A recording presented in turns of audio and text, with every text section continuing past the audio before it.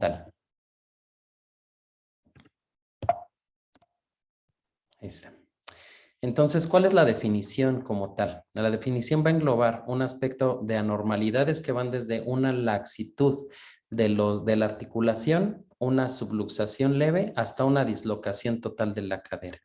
En México y en Estados Unidos se realiza únicamente a los bebés con factores de riesgo, con antecedentes familiares de displasia, presentación podálica o con un examen clínico que les da dudas. Sin embargo, esto hace un año aquí en México está cambiando porque ya nos los están mandando únicamente como tamiz, como parte de de la evaluación del niño sano. Esto afortunadamente nos permite a nosotros hacer diagnóstico oportuno y hacer un tamizaje como tal de esta patología.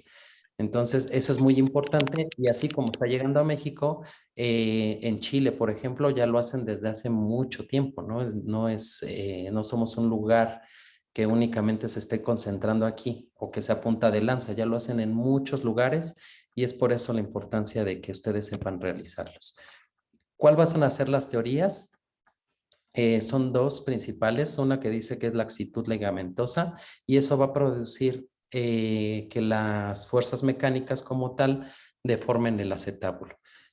Y otra teoría también dice que es una pobre conformación del acetábulo, lo que sí y la realidad es que estas dos articulaciones tienen que estar en una buena posición para que los cartílagos de crecimiento comiencen a hacer su función como en todo el cuerpo, ¿no? Para así formar el hueso y luego no tener este tipo de problemas. ¿Cómo vamos a hacer el diagnóstico radiológico? Nosotros tenemos rayos X, ultrasonido, tomografía y resonancia magnética dentro de nuestro arsenal diagnóstico. Entonces, lo primero que nos preguntan a nosotros, ¿cuándo está indicada una radiografía, ¿no? ¿A qué edad se lo puedo llevar? A veces los mismos pediatras nos preguntan a nosotros, oye, ¿cuál es la edad que la mando? ¿Mando un ultrasonido? ¿Mando una radiografía? ¿Qué posición le pido? ¿Cuál técnico utilizo? Entonces, dentro de esta categoría, la edad de presentación de las radiografías, lo ideal es que sea después de los 5 meses aproximadamente, donde ya los núcleos de osificación se están formando y podemos hacer una mejor categorización de las lesiones. ¿Qué posiciones vamos a pedir? Siempre recordemos que tenemos la posición neutra y la posición de rana. Sin embargo, toda la tendencia en radiología es tratar de minimizar al máximo la dosis de radiación para los pacientes. Entonces, la placa recomendada es una posición neutra, que es esta que están viendo en la pantalla, y la verdad es que la de rana tiene muchas variantes, incluso que nuestros técnicos tomen un poco no alineados los fémures o los mismos pacientes brincan al momento de tenerlos en la sujeción gentil y eso hace que la de rana no sea tan fácil de tomar o reproducir. Y aparte de que no nos da mayor información a la que ya nos da como tal la neutra. Entonces, se toma al niño y se trata de ajustar más o menos los pliegues al momento de la toma, se toma prácticamente acostado y esto es más que experiencia de los técnicos, ¿no? Tratar de tomarla lo más centrada posible para que sea una buena técnica. Siempre recuerden, aquí esta imagen no tiene protección gonadal, pero nosotros en la medida de lo posible siempre se trata de usar, ¿sale? Entonces tenemos para empezar la plática, la elaboración de los índices acetabulares, ¿no? Entonces recuerden que tenemos las líneas, que son las de Perkins, Heinlein-Reiner, el índice acetabular y las de Shenton. Voy a poner mi puntero a ver si lo logran ver. ¿Lo pueden ver? ¿El lapicito?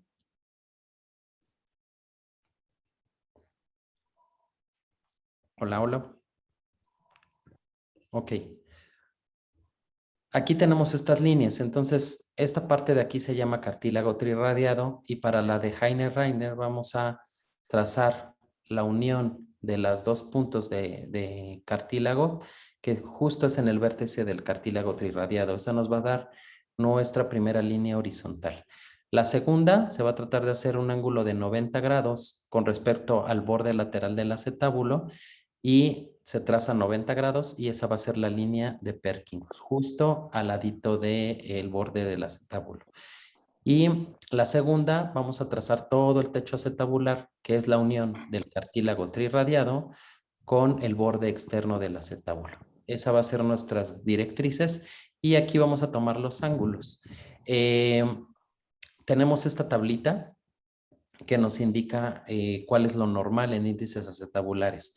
Y si ven, viene por categoría en femeninos, masculinos, y tenemos rangos normales que van desde recién nacido hasta los 2 años de edad según esta tabla. Eso nos indica que si tenemos nosotros índices acetabulares de recién nacido, una placa puede ser útil para un diagnóstico desde recién nacido.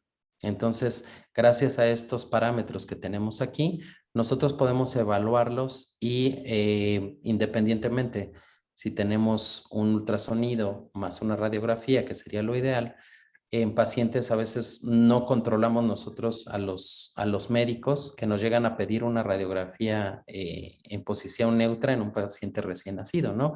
Eso depende mucho de por qué lo está pidiendo ya sea el pediatra o el médico general. Ortopedistas realmente es muy difícil que la lleguen a solicitar. Lo primero que solicitan es el ultrasonido.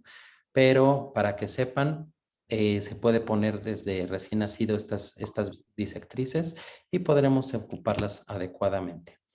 Entonces, gracias a estos pacientes que nos llegan a solicitar como tal radiografías desde recién nacido, pues tenemos algunos ejemplos que están aquí y tenemos cómo los dimos de recién nacido a los 4 meses de edad, cuando detectamos la displasia. Entonces, sin tener los índices acetabulares, que sí son un buen complemento, nosotros tenemos que saber cómo vamos a dictar una radiografía o cómo vamos a dar la opinión de una radiografía para saber si tenemos alteración de displasia y con esto sugerir el ultrasonido si es que tenemos recién nacido, ¿sale?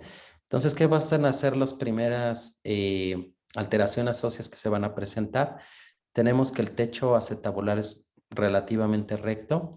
Si ven ustedes, se está perdiendo el borde externo del acetábulo y aquí todavía no tenemos osificación de las cabezas femorales porque aún es un pacientito recién nacido, más o menos independientemente de la edad, llegan a aparecer como a los 5 meses aprox.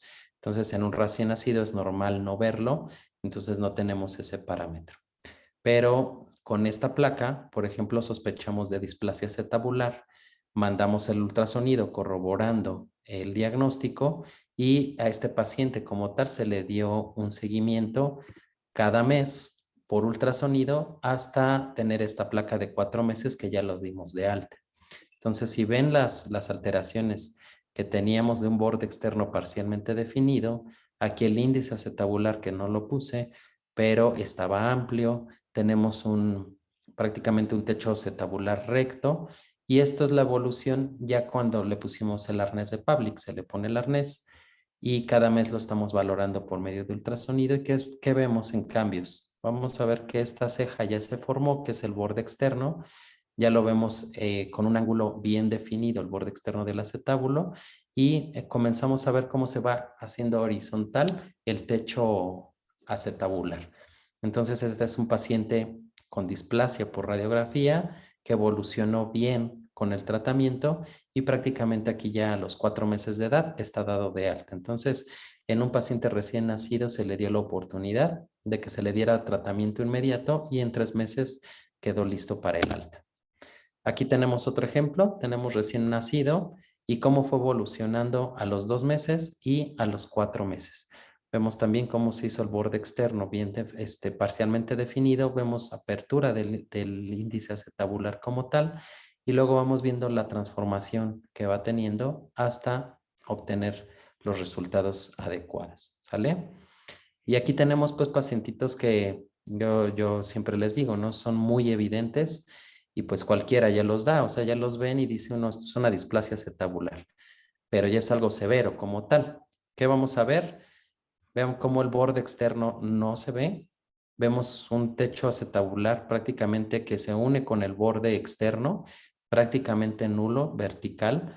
Tenemos incluso un poco de esclerosis de los techos acetabulares y vemos esta parte. Voy a conectar la computadora. Permítanme un momentito porque ya me está diciendo aquí la pila. Permítanme, ¿eh?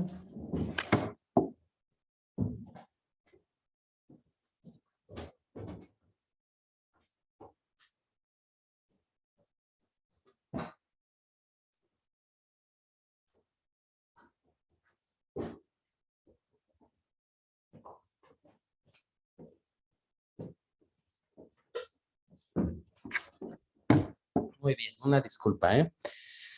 Y aquí tenemos otro que es otra radiografía como tal.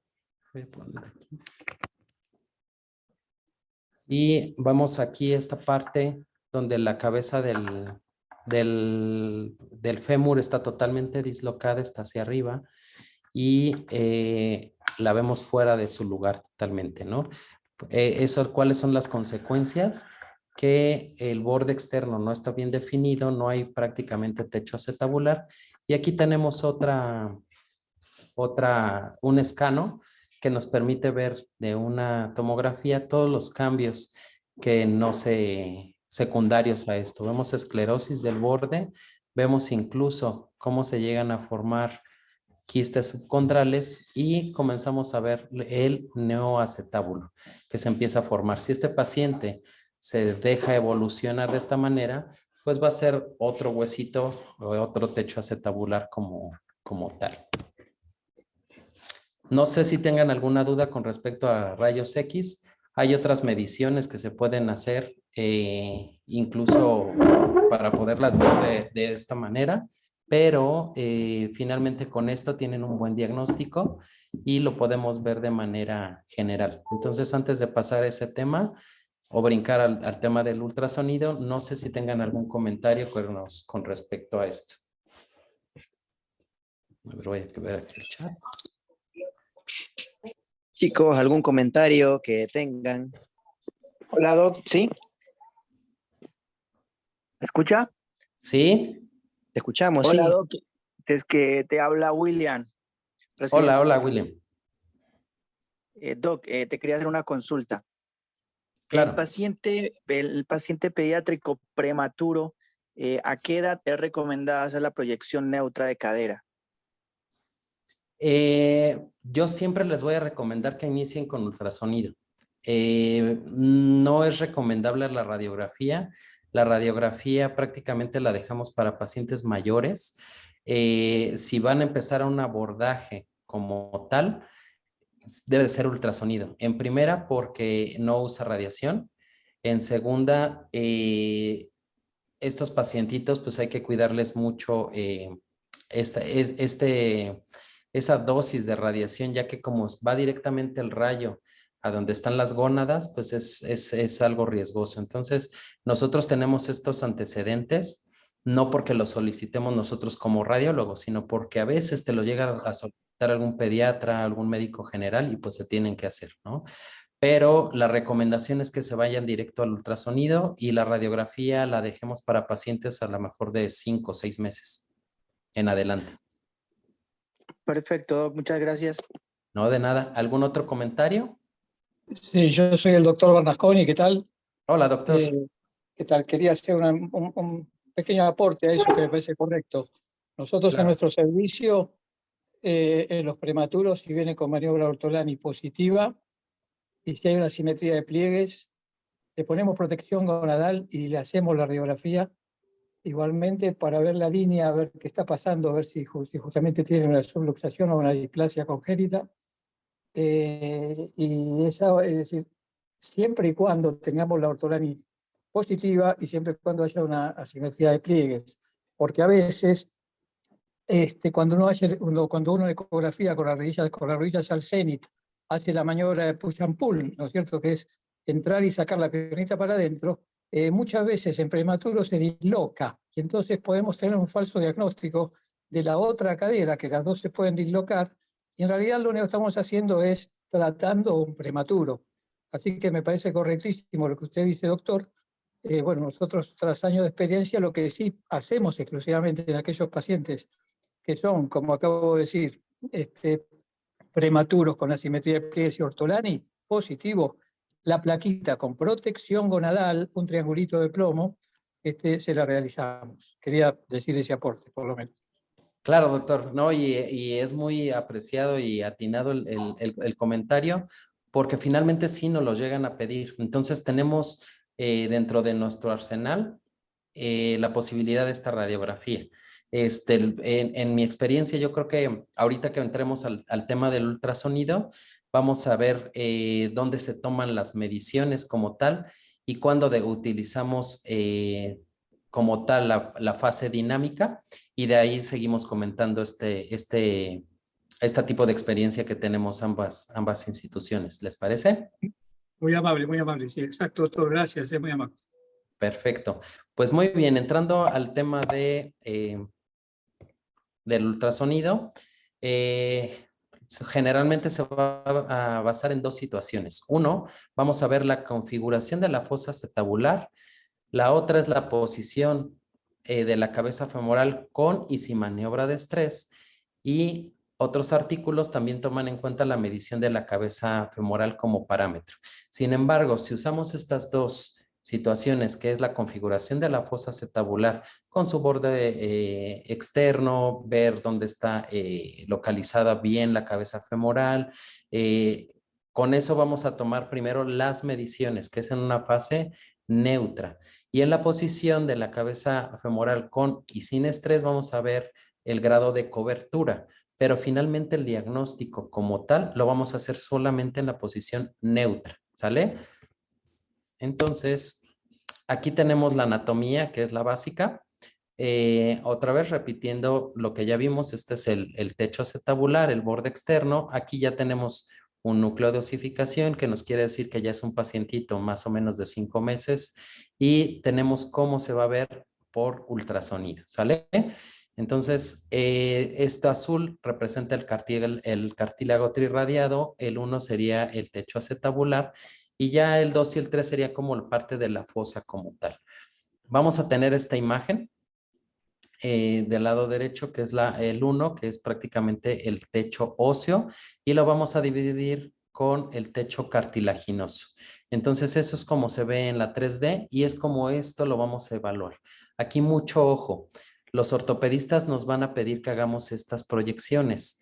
Yo siempre les he dicho, nuestros clientes van a ser ellos, ¿no? Y más si trabajamos para instituciones privadas, hay que aprender a usarla como nosotros, como lo usamos como radiólogos, que es prácticamente en la posición que se ve acostado, pero ya todos los instrumentos de ultrasonido, pues de mediana y nueva generación, ya manejan esta posibilidad, incluso de hacer cambios en la posición de la imagen para poderle dar así a los ortopedistas y les sea más fácil la valoración.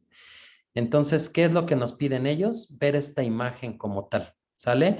Recuerden que nosotros vamos a obtener esta imagen totalmente, el borde externo lo vamos a ver de manera horizontal, pero esta es la que ellos entienden, y si nosotros transpolamos esta misma imagen a la radiografía, es prácticamente como se ve. Entonces tenemos aquí la diáfisis proximal del fémur, tenemos la cabeza cartilaginosa, vemos parte del techo óseo y hacia acá se sigue el techo cartilaginoso. Y vamos a ver los glúteos medio y el máximo, ¿sale?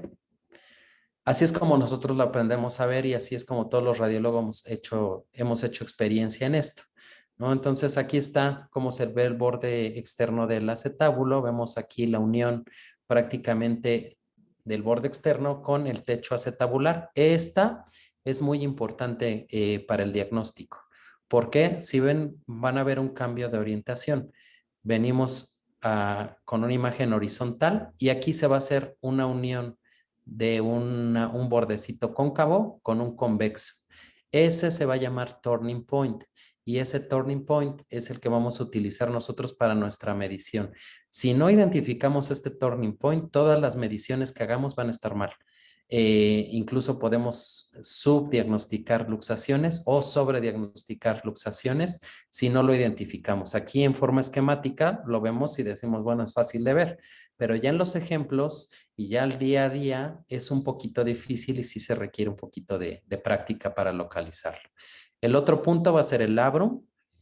y la unión del techo óseo con el cartílago trirradiado, ¿sale? Entonces, estas van a ser las imágenes que vamos a ver y también en esta imagen nos tiene que salir el trocánter mayor. ¿Cómo sabemos que es una buena imagen? Prácticamente aquí tienen en forma esquemática cómo se logra ver dónde estamos el corte y este es un corte perfecto nosotros para tomar mediciones. ¿Qué vamos a ver? El borde externo. Ahora sí, miren, aquí incluso tiene como una muesquita porque embriológicamente están desarrollados distinto. Entonces vamos a ver un borde externo que llega cóncavo y se va a unir con un borde ya sea recto o convexo, pero vamos a buscar esta imagen, ¿sale? Prácticamente aquí este es el turning point. Vamos a buscar el labrum y la unión del cartílago, del techo óseo con el cartílago trirradiado. ¿Cómo sabemos si no estamos en posición? Pues si vemos una imagen ecogénica de manera rectangular, ese va a ser el isquion y quiere decir que estamos atrás. Si vemos una imagen ecogénica redonda, quiere decir que estamos en la sínfisis del pubis o en el hueso del pubis como tal. Entonces, también sabemos que estamos adelante. Todas estas imágenes son para que nosotros en una manera espacial nos dirijamos prácticamente hacia la porción media, que es el del diagnóstico. Entonces, para hacerlo un poquito más didáctico, les acosté la imagen de la radiografía para poderlo ver bien cómo es, ¿no? Entonces vamos a ver un borde externo óseo, que es este. Vamos a ver el techo óseo, que prácticamente estaría aquí. Y esto sería parte del cartílago trirradiado, que sería lo azul, ¿sale? Ya en la manera práctica vamos a ver cómo se une el borde externo de manera cóncava con la parte convexa del techo óseo. Este va a ser nuestro turning point. Vamos a ubicar nuestro labrum. Aquí hay dos artículos que nos lo manejan. Podemos utilizar el centro del labrum o podemos utilizar el borde inferior. La verdad es que es más fácil utilizar el borde inferior que estar buscando un poquito de justo el centro del labrum. Y el otro punto anatómico a considerar va a ser la unión del techo óseo con el cartilaginoso. Esos son para hacer nuestros ángulos, ¿sale? Entonces aquí está el turning point que les platicaba. Y vean cómo se ve el labrum totalmente triangular y vamos a ver cómo se ve el techo óseo.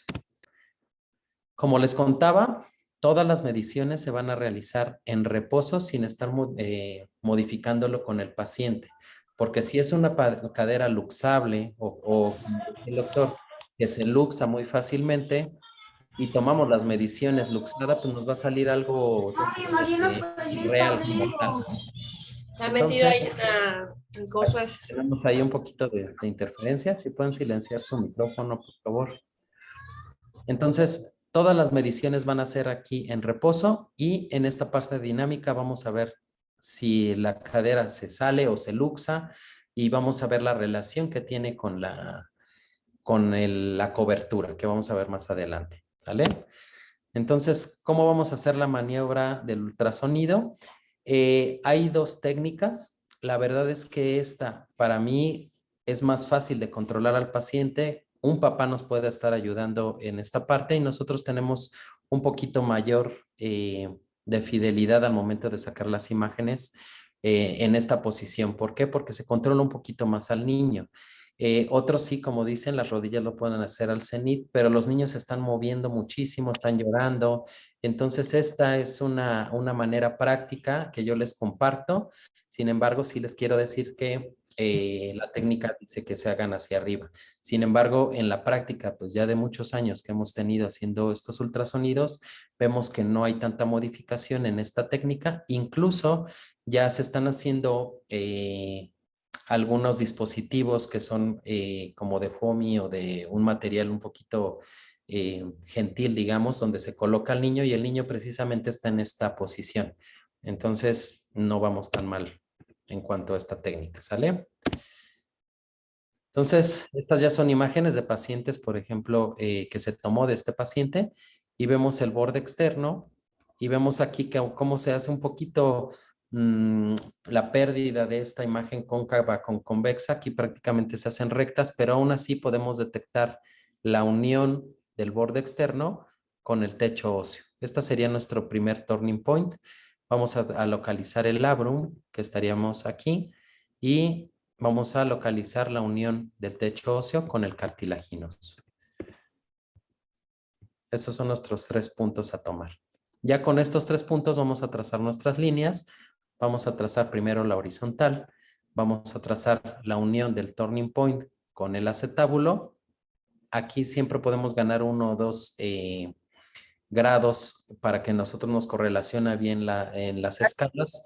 Entonces podemos utilizar el centro o prácticamente el borde inferior del labrum y la unión, ¿sale? Entonces estos nos van a dar nuestros ángulos alfa, beta. Sí, yo también estoy, pero no me da re miedo. ¿Alguna modificación? Algunos utilizan el ángulo alfa únicamente para dar este tipo de imágenes, ¿sale? Realmente les sugiero hacer la técnica de graph completa que involucra sacar el ángulo alfa y el ángulo beta para hacerlo un poquito pues, más gentil. Tenemos esta imagencita que son las escalas. Muchos equipos lo tienen, por ejemplo, este que utilizamos en el infantil lo tiene y vemos cómo de manera, una línea, bueno, más bien interrumpida, se van a ver dónde entran las clasificaciones y en una línea ininterrumpida, dónde entra nuestra clasificación de acuerdo a los ángulos que tomamos. Entonces, si ven, este paciente nos sale entre el 2 y el 1, entonces muy posiblemente sea una cadera fisiológicamente inmadura, 2A, y tenemos prácticamente donde cae nuestra línea para la clasificación, ¿sale? Y tenemos nuestros ángulos de acuerdo a la clasificación de graph y la vamos a dividir en tipo 1, 2A, 2B, 2C, 2D, incluso hasta el 4, ¿sale? Ahorita vamos a profundizar un poquito más en esta parte, pero esta es la versión corta o muchos utilizan los ortopedistas, sacan o sea, van a ver en libros de ortopedia o en artículos de ortopedia que aquí sale el isquion. Y entonces ellos dicen, bueno, hacemos un tamizaje rápido, le pongo el ultrasonido y uno, lo que es el turning point con el borde del isquion, y ellos dicen si es mayor de 60 normal, menor de 60 displasia. Así de fácil lo hacen ellos, pero hay que tener más consideraciones en cuanto a estructura, forma, dónde está localizada la cabeza femoral, el labrum, si está bien definido o no. ¿Sale? Y con la parte dinámica vamos a hacer estas imágenes. Ahora sí, aquí no vamos a sacar como tal las mediciones. Aquí lo que vamos a ver es que tanto dentro de la cabecita femoral está dentro de la articulación, lo normal es que sea mayor del 50 y cuando nosotros hacemos la maniobra de hacer hacia abajo la pierna y hacerla hacia atrás, prácticamente vamos a forzar una piernita a que si es luxable, la vamos a poder visualizar y vamos a poder ver este índice de cobertura que tenemos. Entonces, lo normal es que se haga esta maniobra y que siempre quede mayor del 50% o 50%. Nosotros le empezamos a dar positivo por abajo del 50%. Entonces, por ejemplo, si ven en esta maniobra, tenemos un 54 en una posición neutra y al hacer la maniobra dinámica baja hasta el 27%. Entonces, aquí tenemos esta imagen, por ejemplo, este equipo como tal se toma la medición desde la parte externa de la cabeza hasta lo más profundo y más o menos tratamos de llegar a la mitad y de ahí el equipo nos dice que tiene una cobertura del 44%. Aquí depende del equipo que tengan, otros marcan una manera redondita que podemos abarcar toda la cabeza y usamos la línea horizontal para decir cuándo tenemos o qué grado de cobertura tenemos, ¿sale? Entonces aquí tenemos la parte dinámica y vemos esta caderita con estrés baja 48%, no es mucho, pero aún así lo reportamos. Eso lo vemos muy frecuentemente cuando son pacientes menores de los 3 meses de edad. Y aquí tenemos una cadera pues totalmente inestable. Vemos esta posición que viene neutra y prácticamente es del 50%. Y aquí en la fase dinámica nosotros hacemos esta maniobra como se las mencioné y vean cómo se hace el desplazamiento. Entonces esto tenemos una cadera que es inestable. Para eso nos sirve la fase dinámica. Aquí era lo que les quería comentar. Si nosotros hacemos aquí las mediciones, pues las mediciones nos van a salir de una cadera a lo mejor ya incluso 2C. Entonces por eso se toma todo en neutro y en la parte dinámica prácticamente nada más usamos para saber qué tanto grado de cobertura tiene. Incluso la displasia del desarrollo de cadera severa también se define como menos del 25% de la cobertura. Entonces, eso sí tienen que tenerlo bien definido. Si nosotros vemos una cobertura menos del 25, prácticamente estamos en un grado 4, ¿sale? Entonces, aquí tenemos un ejemplo de un ultrasonido que prácticamente la fase última, ¿no? De una cadera totalmente luxada. Vamos a ver cómo se ve el borde de la cabecita femoral que está totalmente fuera y incluso el labrum está luxado. Vamos a ver cómo no hay prácticamente un borde externo bien definido y aquí ni siquiera alcanzamos a ver la unión del borde óseo con el cartilaginoso. Esta es su radiografía, como lo están viendo.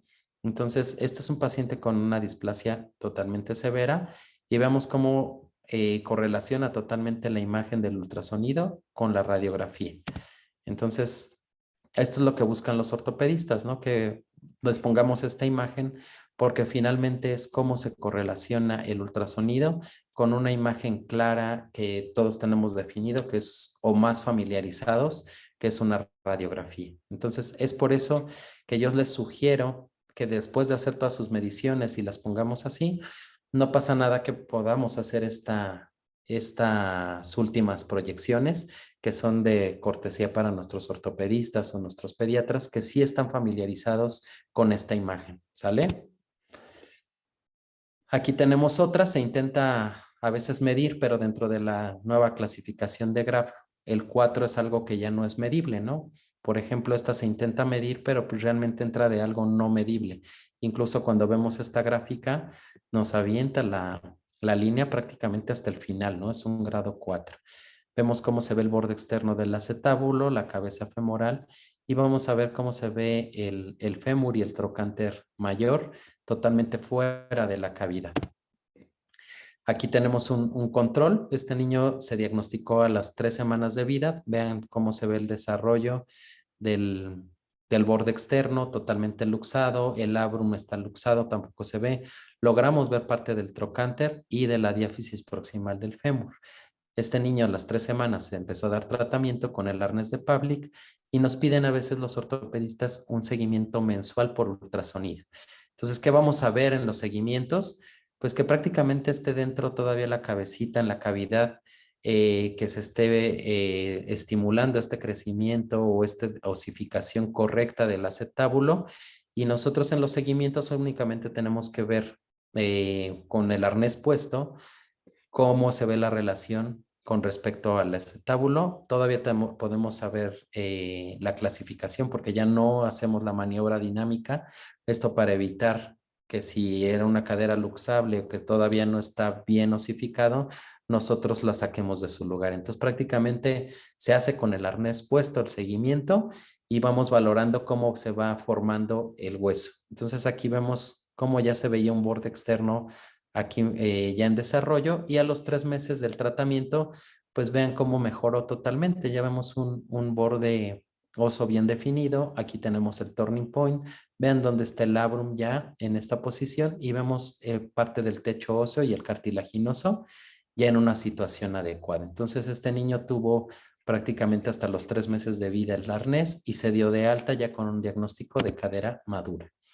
Hay otros protocolos que se están haciendo. Esto es lo nuevo, que son algunas imágenes en 3D, pero lo único que hace es decirnos, este es tu centro del acetábulo, este es tu vector, es lo más cercano a lo ideal, que todos se hagan las mediciones totalmente en el centro de las cosas. Entonces, estos protocolos son nuevos. Sin embargo, si nosotros lo hacemos bien el primero, no tenemos ningún problema para el diagnóstico, ¿sale? No sé si tengan dudas con respecto al ultrasonido, ya para pasar al tema de tomografía, que ya es muy cortito.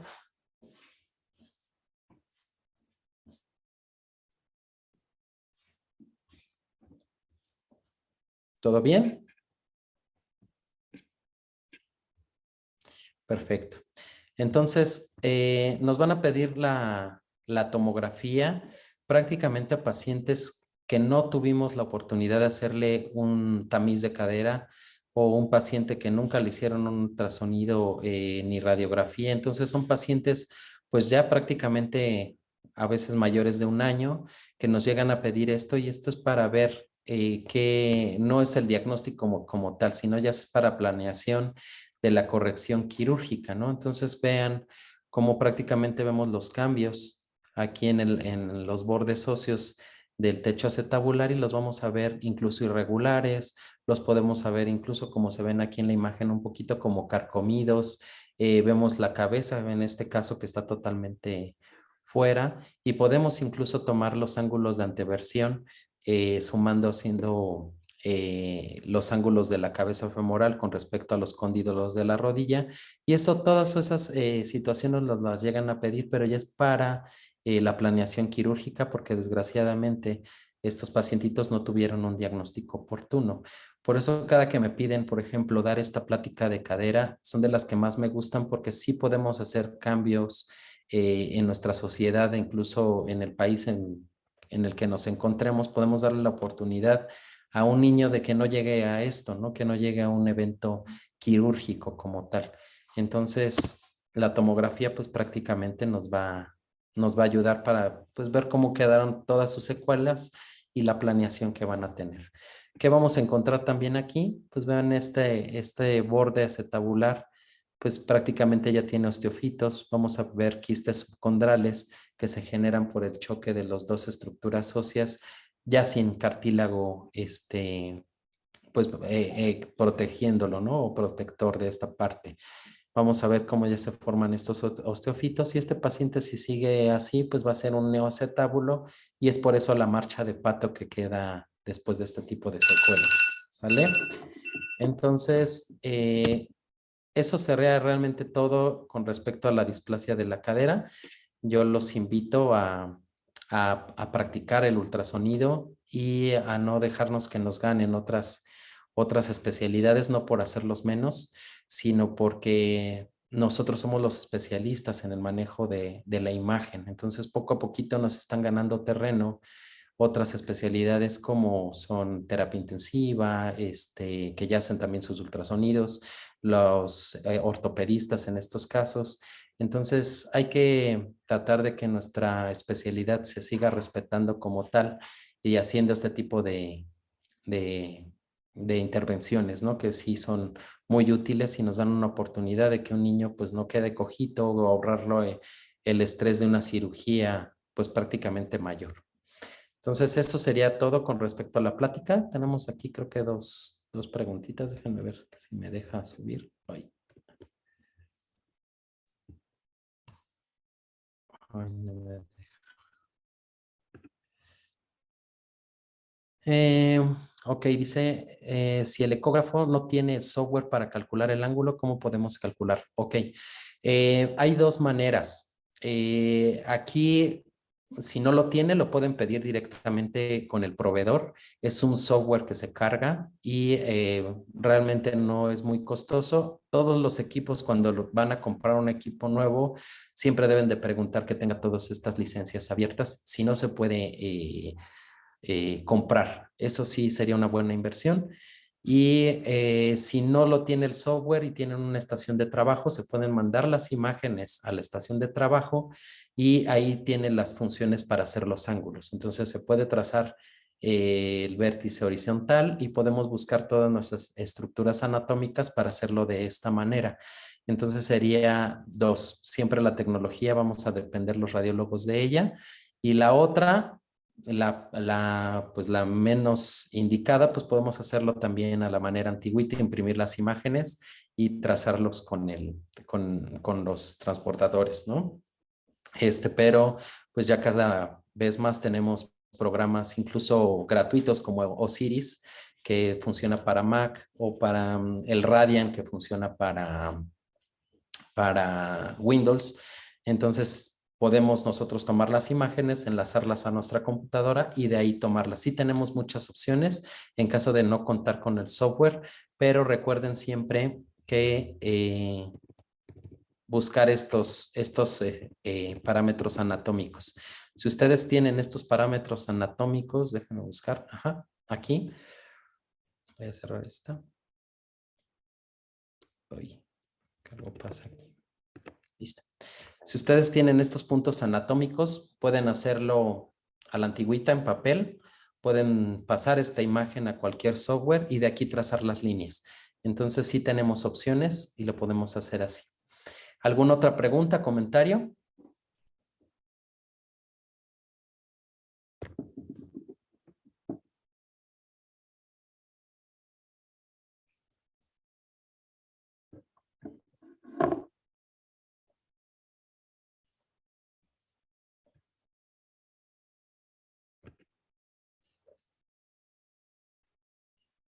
Muy bien, pues doctores, creo que terminamos. No sé si tengan algún otro comentario, duda. Si no es así, pues me queda únicamente agradecer la invitación a hacer estas charlas pues prácticamente internacionales que nos ayudan a todos a compartir nuestra experiencia tanto práctica y siempre orientados a tratar de ayudar a nuestros pacientitos. ¿Vale? Entonces, si no tienen alguna otra duda, comentario, pues yo daría por terminada la plática. No sé, Jaime, si tienen alguna otra situación. Por mi parte sería todo y agradezco de nuevo la invitación a estas charlas.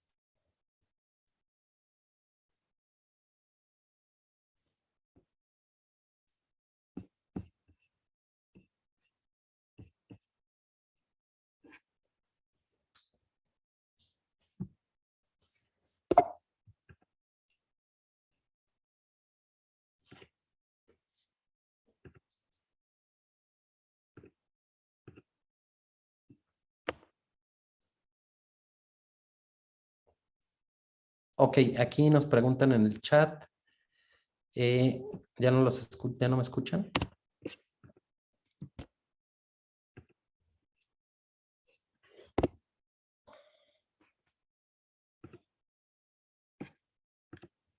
Se escucha perfecto, ¿eh? Ok, perfecto. Preguntaron en el chat aquí que cuál es la indicación quirúrgica. Realmente son pacientitos que ya están fuera de tratamiento para ponerles el arnés, ¿no? Entonces, si nosotros hacemos tamizajes, si nosotros hacemos un buen ultrasonido o descartamos incluso por radiografía displasia o hacemos este diagnóstico por cualquier modalidad y todavía el paciente, yo he visto buenas reacciones al tratamiento hasta los 6 meses, ya es un poquito más difícil que tengan un buen desenlace, pero sí he visto pacientes de 6 meses que se ha hecho el diagnóstico tanto por radiografía, por ultrasonido, aunque baja un poquito la sensibilidad del ultrasonido, sí lo podemos hacer sin ningún problema. Pero cuando ponen el arnés ya de los 6 meses, tardan mucho en formar bien el acetábulo, tardan mucho en hacer un borde externo. Sin embargo, sí he visto casos de éxito. Entonces, la indicación quirúrgica son para los pacientes que ya les dieron tratamiento o que ya están fuera de la edad para el tratamiento. Yo diría de los 8 al año de edad, ya no va a servir el arnés de Pavlik como tal y ya es una indicación quirúrgica.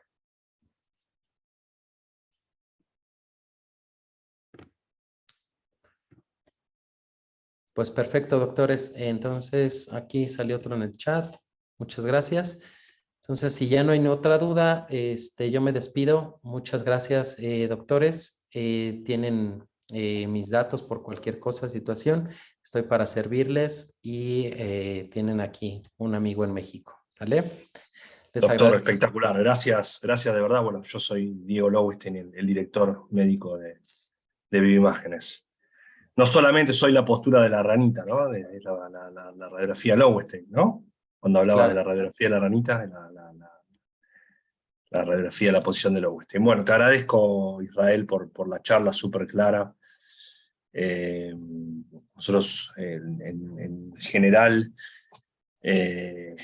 tomamos la postura que toman ustedes, o lo que están haciendo ahora en México y en Chile hace bastante tiempo, ¿no? De hacer como screening.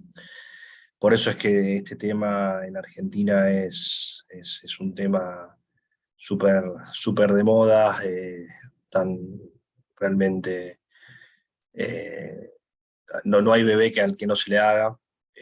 Todos los ecografistas tienen que tener un alto nivel en lo que es displasia, por lo que conlleva el diagnóstico, ¿no es cierto? Así que te agradezco porque los conocimientos que nos diste son excelentes, súper claros.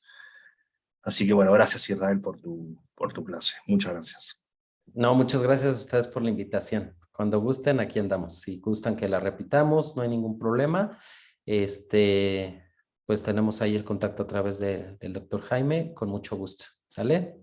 Bien, gracias, Jaime. Bueno, y para todos, comentarles de que el próximo curso es la semana que viene, es el jueves, viernes y sábados, un curso de vascular del doctor Aníbal Bernasconi, que bueno, el doctor Aníbal Bernasconi le hizo una pregunta a Israel. Es un curso de vascular, arterial, es un curso pago, porque realmente es un curso que lleva muchos días y mucha preparación, hay pacientes en vivo también, así que para los interesados, nos escriben a cursos@bioimágenes.com.ar y ahí el secretario les va a dar toda la información sobre el curso. Así que bueno, gracias a todos, gracias por el tiempo, gracias Israel nuevamente, gracias Jaime. Nos estamos viendo. Muchas gracias. Perfecto. Hasta luego. Mucho gusto a todos. Bye bye.